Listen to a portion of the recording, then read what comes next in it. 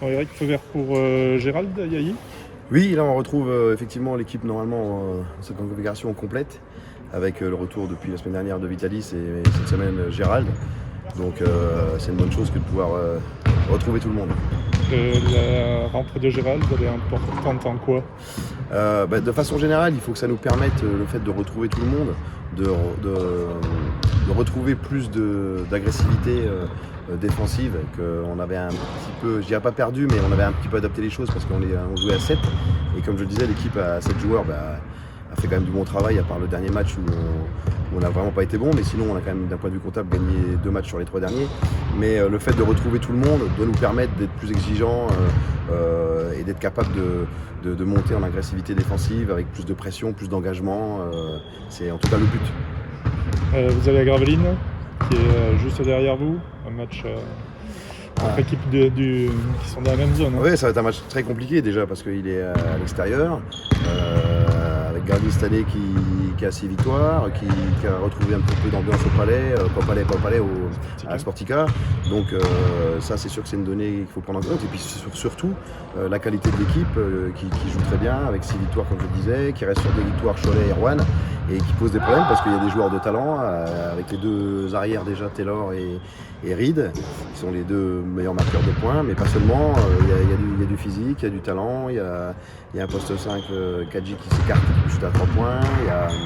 Il y a vraiment une équipe complémentaire avec 9 joueurs et du talent, du physique. Donc l'intérieur polonais qui est très haut et qui pose des problèmes en attaque, qui a du post-up. Donc non, c'est une équipe qui va être difficile à manœuvrer. Et vu le contexte effectivement où ils sont à 6 victoires avec un match de moins et nous à 7, c'est sûr que ça s'annonce compliqué pour nous, mais il faut qu'on soit en mesure de faire face à tout ça.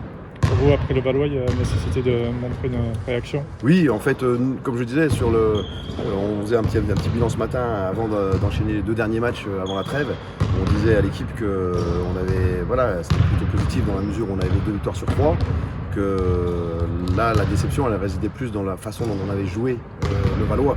Parce que le Valois reste les leaders du championnat avec 11 victoires de suite. Mais c'est plus nous, le visage qu'on a montré, qui n'était pas du tout intéressant. Et il faut qu'on soit en mesure de changer ça sur le match de Gravelines.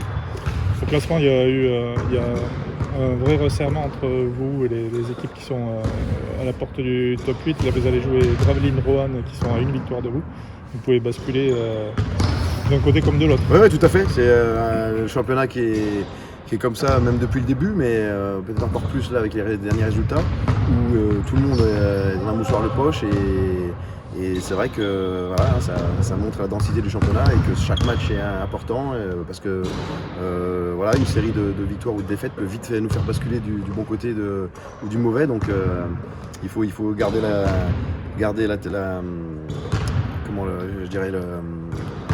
tête haute par rapport à tout ça et puis faire face à ces événements-là avec un maximum de concentration. On arrive dans des matchs qui sont les journées de Noël.